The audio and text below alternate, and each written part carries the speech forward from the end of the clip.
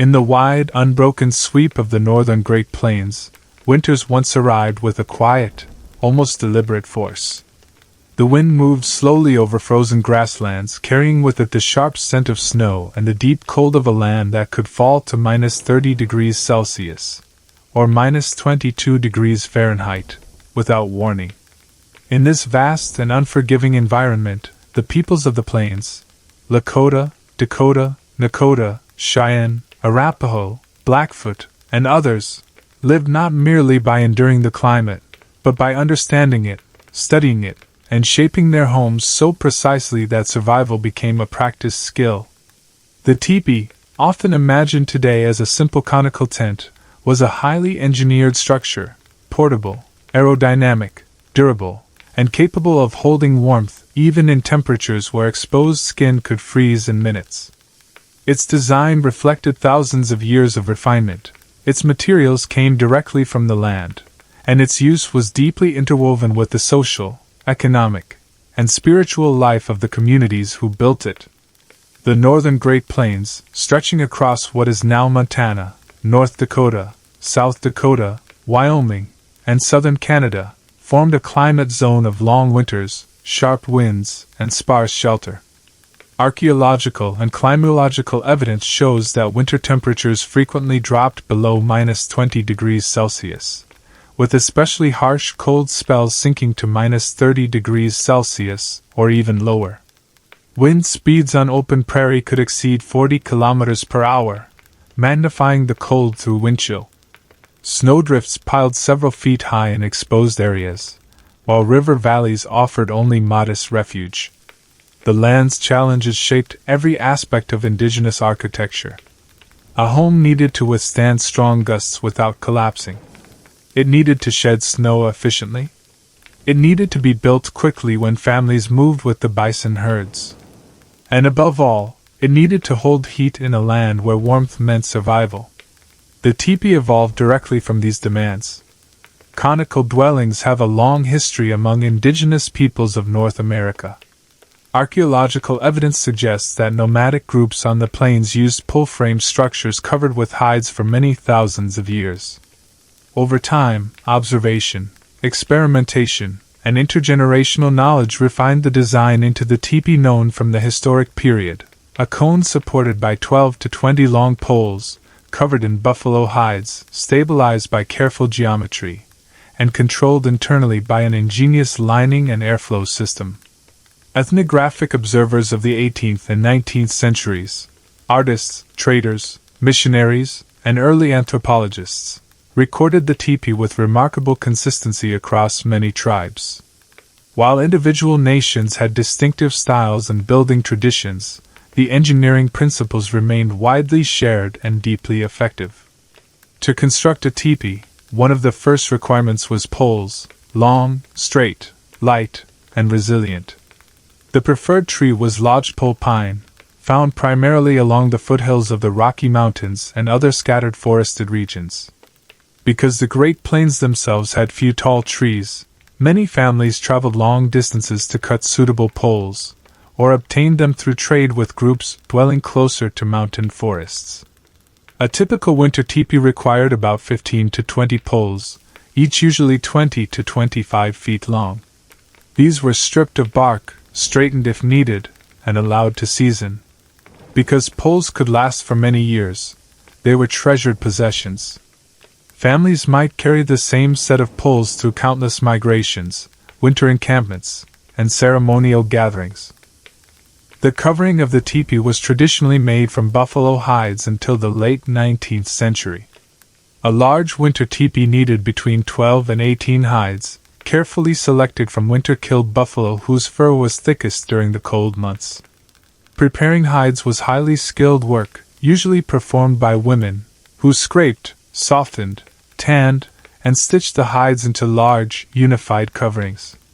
These winter hides provided exceptional insulation, forming a dense barrier that trapped heat and resisted wind. Ethnographic and historical accounts consistently note that buffalo hide tipis were significantly warmer than the canvas tipis that came later, once buffalo became scarce. The hide cover was cut into a semicircular pattern so that when raised, It wrapped smoothly into a conical shape. Along the front, small paired holes allowed wooden pins to be slipped through, lacing the cover tightly. This system allowed adjustment for seasonal conditions. In warmer months the front might be left looser, while in winter it was sealed to block drafts. The cone shape itself was far more than aesthetic.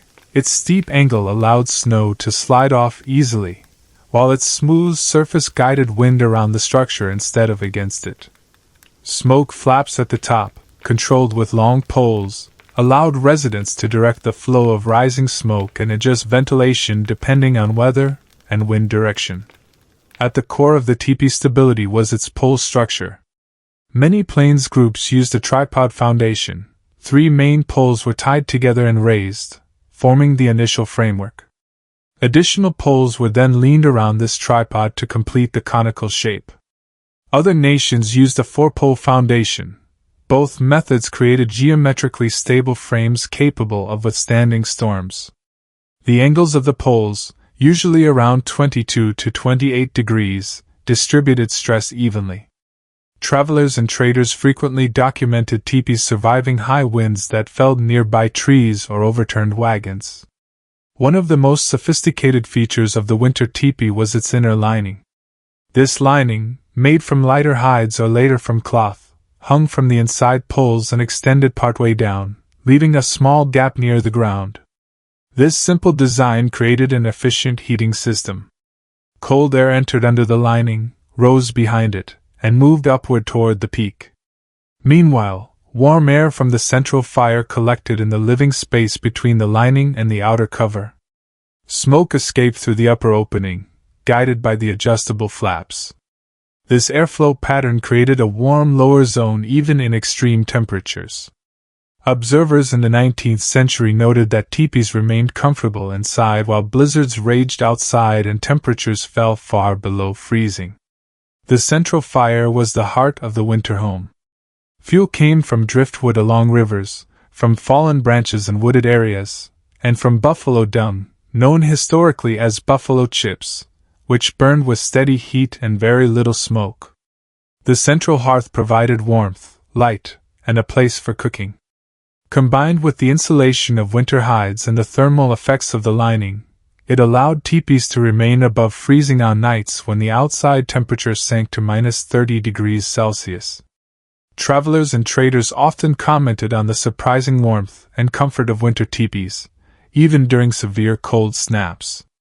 The floor of the teepee was insulated using whatever materials were available locally. Spruce boughs, where they existed, formed a soft, insulating layer. Over this, families placed buffalo robes, woven mats, and additional hides. Sleeping areas were arranged around the perimeter, away from the entrance where cold air might enter. Ethnographers recorded consistent spatial organization across tribes, bedding around the walls, storage behind the primary sleeping area, tools near the fire, and food and wood close to the entrance. The doorway often faced east, a common directional preference in many plains cultures. Clothing contributed significantly to winter survival. Buffalo hide garments, with the fur turned inward, provided exceptional warmth. Leggings, moccasins, robes, and additional layers were tailored to keep out wind and snow. Inside the teepee, thanks to the efficiency of the heating system, families often removed outer layers and slept comfortably wrapped in winter robes. Food storage was essential to winter living. Families relied heavily on dried bison meat, pemmican, dried berries, rendered fats, and stored roots. Cooking took place over the central fire, using metal pots after European contact, and earlier using clay or stone boiling methods. The warm interior of the teepee made winter food preparation significantly easier than it would have been in exposed environments. Daily routines continued even in severe weather. Hide working, tool making, sewing, storytelling, teaching, and ceremonial activities all took place inside the teepee during harsh storms. The space was large enough for many tasks yet compact enough to remain warm with a relatively small fire. Families adapted their winter routines to the pattern of storms and available daylight. Children played quietly indoors, helped with small chores, or learned essential winter survival skills from elders. The teepee's warmth provided a safe environment for learning and growing even during the most intense cold of the season. Family life unfolded around the fire: conversations, lessons, preparations for hunts, and reflections on the day. Teepees rarely stood alone. Winter camps were organized villages, often arranged in circles or arcs depending on tribal tradition. These arrangements provided protection from the wind and reflected social and ceremonial order within the community. The placement of each teepee within the camp held meaning and followed established cultural patterns. Women held primary responsibility for the construction, ownership, and maintenance of the teepee. They prepared hides, stitched the covers, set the poles, adjusted the lining, repaired any damage, and organized the interior. This expertise was passed down through generations and formed a vital part of Plains cultural knowledge. The role of women in building and managing the teepee was central to the functioning of the household and the wider community. Mobility remained essential. Families moved to follow bison herds and to reach better grazing or hunting grounds. A teepee could be dismantled in less than an hour. Poles doubled as travois frames, A-shaped drag sleds pulled first by dogs and later by horses. This transport system enabled entire villages to migrate across large distances efficiently, even in winter. In storms and blizzards, the teepee's design proved its resilience. Snow could be piled around the base to increase insulation. The steep sides deflected wind, while the strong pole structure held steady in gusts that might destroy other types of shelters. Winter storms that halted travel could be endured comfortably inside, with heat retained and snow shedding naturally from the exterior.